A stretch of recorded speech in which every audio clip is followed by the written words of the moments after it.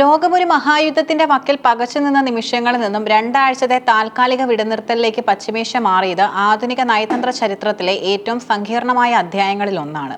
American president Donald ട്രംപിന്റെ അതിശക്തമായ ഭീഷണികളും ഇറാന്റെ വിട്ടുവീഴ്ചയില്ലാത്ത പ്രതിരോധവും നേർക്കുനേർ നിന്നപ്പോൾ സമാധാനത്തിന്റെ വഴി തുറന്നത് ആരാണെന്ന ചോദ്യത്തിന് പിന്നിൽ വലിയൊരു അധികാര രാഷ്ട്രീയത്തിന്റെ കഥയുണ്ട്. പാകിസ്ഥാനെ മധ്യസ്ഥത വഹിച്ചതായി അമേരിക്ക ഉയർത്തിക്കാട്ടപ്പോഴും തിരശ്ശീലയ്ക്ക് പിന്നിൽ ചൈന നടത്തിയ ചതുരംഗക്കളികളാണ് യഥാർത്ഥത്തിൽ യുദ്ധത്തിന്റെ മുനയൊടിച്ചത്. ചൊവ്വാഴ്ച വൈകുന്നേരം ലോകം കേട്ടത് ഡൊണാൾഡ് ട്രംപിന്റെ ഏറ്റവും ഭയാനകമായ അന്ത്യശാസനമായിരുന്നു.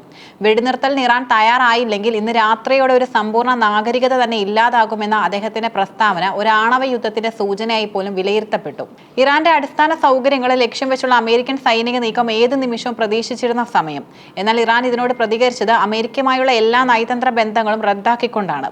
അമേരിക്കയുമായി നേരിട്ടുള്ള ഒരു ചർച്ചയ്ക്കും തങ്ങളില്ലെന്ന് ഇറാൻ പ്രഖ്യാപിച്ചതോടെ യുദ്ധം അനിവാര്യമായി തോന്നി. എന്നാൽ ഈ കടുത്ത സംഘർഷത്തിന് 10 മണിക്കൂറുകൾക്ക് ശേഷം ലോകത്തിന് ആശ്വാസകരമായ വാർത്തയെത്തി. രണ്ടാഴ്ചത്തെ വെടിനിർത്തലിന് ഇരുപക്ഷവും സമ്മതിച്ചിരിക്കുന്നു. ലോകത്തിന്റെ ഊർജ്ജസ്ഥിരയായ ഹോർമുസ് കടലിടുക്ക് വീണ്ടും തുറക്കാൻ ഇറാൻ തയ്യാറായതാണ് ഈ കരാറിലെ ഏറ്റവും പ്രധാനപ്പെട്ട നേട്ടം. യുദ്ധത്തിന്റെ തുടക്കം മുതൽ ചൈന പുലർത്തിയ നിഗൂഢമായ മൗനം ലോകശ്രദ്ധ പിടിച്ചുപറ്റിയിരുന്നു. എന്നാൽ പാകിസ്ഥാൻ ഈ ചർച്ചകളിൽ ബീജിംഗിന്റെ സഹായം തേടിയതോടെയാണ് ചൈനീസ് വിദേശകാര്യ മന്ത്രാലയം സജീവമായത്. പാകിസ്ഥാൻ ഇറാനിൽ ഉണ്ടായിരുന്നതിനേക്കാൾ വലിയ സ്വാധീനം ചൈനയ്ക്ക് ആ രാജ്യത്തുണ്ടായിരുന്നു. ഇറാന്റെ ഏറ്റവും വലിയ സാമ്പത്തിക സഖ്യകക്ഷിയായ ചൈനയ്ക്ക് മാത്രമേ ആ രാജ്യത്തെ ചർച്ചാമേശയിലേക്ക് കൊണ്ടുവരാൻ കഴിയുമായിരുന്നുള്ളൂ. അമേരിക്കൻ പ്രസിഡന്റ് ഡൊണാൾഡ് ട്രംപ് ആദ്യം ചൈനയുടെ പങ്കിനെ അവഗണിക്കാൻ ശ്രമിച്ചെങ്കിലും പിന്നീട് അത് സമ്മതിക്കേണ്ടി വന്നു. AFP വാർത്താ ഏജൻസിയുടെ ചോദ്യത്തിന് ചൈനയ്ക്ക് ഇതിൽ പങ്കുണ്ടെന്ന് ഞാൻ കേൾക്കുന്നുവെന്ന ട്രംപിന്റെ മറുപടി ബീജിംഗിന്റെ നയതന്ത്ര കരുത്തിനുള്ള അംഗീകാരമായിരുന്നു. ചൈനീസ് വിദേശകാര്യമന്ത്രി വാങ് ഈ പശ്ചിമേഷ്യൻ രാജ്യങ്ങളുമായും റഷ്യയുമായും നടത്തിയ 26ഓളം ഫോൺ കോളുകളാണ് വെടിനിർത്തലിന് അടിത്തറയിട്ടത്. വെടിനിർത്തൽ പ്രഖ്യാപനത്തിന് മണിക്കൂറുകൾക്ക് മുമ്പ് ഐക്യരാഷ്ട്രസഭയിൽ നടന്ന നീക്കം ചൈനയുടെ നിലപാട് വ്യക്തമാക്കുന്നതായിരുന്നു. ഹോർമുസ് കടലിടുക്കിന്റെ നിയന്ത്രണം ഏറ്റെടുക്കാൻ അമേരിക്കൻ സൈന്യത്തിന് അനുമതി നൽകുന്ന UN പ്രമേയത്തെ ചൈനയും റഷ്യയും ചേർന്ന് വീറ്റോ ചെയ്തു. ഈ നീക്കം ഇറാന് വലിയൊരു കവചമായി മാറി. അമേരിക്കയുടെ സൈനിക സമ്മർദ്ദത്തിന് അന്താരാഷ്ട്ര നിയമസാധുത ലഭിക്കില്ലെന്ന് ഉറപ്പായതോടെ ഇറാൻ ചർച്ചകൾക്ക് തയ്യാറായി. ഉപരോധങ്ങൾക്കിടയിലും ഇറാന്റെ എണ്ണ വാങ്ങിക്കൊണ്ടിരിക്കുന്ന ചൈനയുടെ പിന്തുണ ഇറാന് വലിയൊരു നയതന്ത്ര വിജയമായിരുന്നു. വെടിനിർത്തലിന്റെ ക്രെഡിറ്റ് ട്രംപ് പ്രധാനമായും നൽകിയത് പാകിസ്ഥാൻ പ്രധാനമന്ത്രി ഷെഹബാസ് ഷെരീഫിനും സൈനിക മേധാവി ആസിം മുനീറിനുമാണ്. എന്നാൽ ഇതിന് പിന്നിൽ വലിയൊരു നാടകീയതയുണ്ടെന്ന് നിരീക്ഷകർ ചൂണ്ടിക്കാട്ടുന്നു. വെടിനിർത്തൽ പ്രഖ്യാപനത്തിന് തൊട്ടുമുമ്പ് പാക് പ്രധാനമന്ത്രി എക്സിൽ പങ്കുവച്ച പോസ്റ്റിൽ ഡ്രാഫ്റ്റ് പാകിസ്ഥാൻ PM മെസ്സേജ് എന്ന വരി കൂടി ഉൾപ്പെട്ടത് വലിയ പരിഹാസത്തിനിടയാക്കി.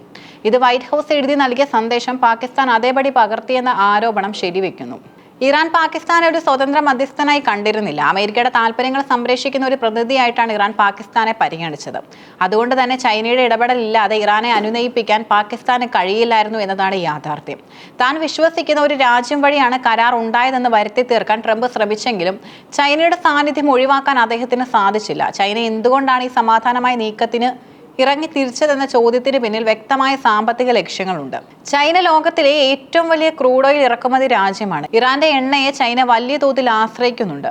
ഒരു സമ്പൂർണ്ണ യുദ്ധമുണ്ടായാൽ ഇറാന്റെ എണ്ണ ഉൽപ്പാദനം നിലയ്ക്കുന്നതും ഹോർമുസ് കടലിടുക്ക് അടയ്ക്കുന്നതും ചൈനീസ് സമ്പദ് വ്യവസ്ഥയെ തകർക്കും.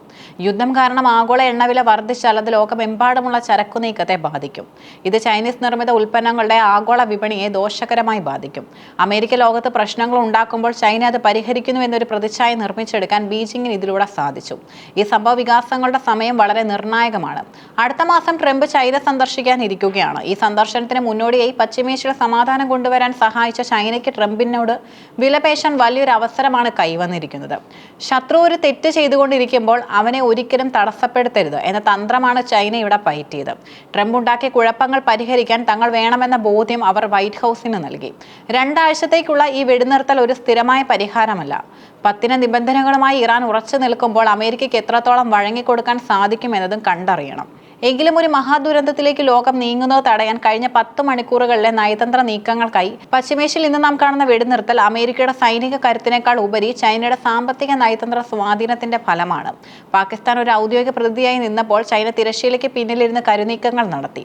ട്രംപ് ചൈനയ്ക്ക് ക്രെഡിറ്റ് നൽകാൻ മടിച്ചെങ്കിലും മാറുന്ന ലോകക്രമത്തിൽ ബീജിംഗിന്റെ സ്വാധീനം വ്യക്തമാക്കുന്നതായിരുന്നു ഈ സംഭവ വികാസങ്ങൾ.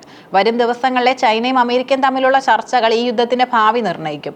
ഇറാന്റെയും അമേരിക്കയുടെയും പിടിവാശികൾക്ക് നടുവിൽ ലോകത്തിന്റെ ശ്വാസം മുട്ടാതിരിക്കാൻ ഈ വെടിനിർത്തൽ സഹായിക്കുമെന്നതാണ് ആശ്വാസകരം.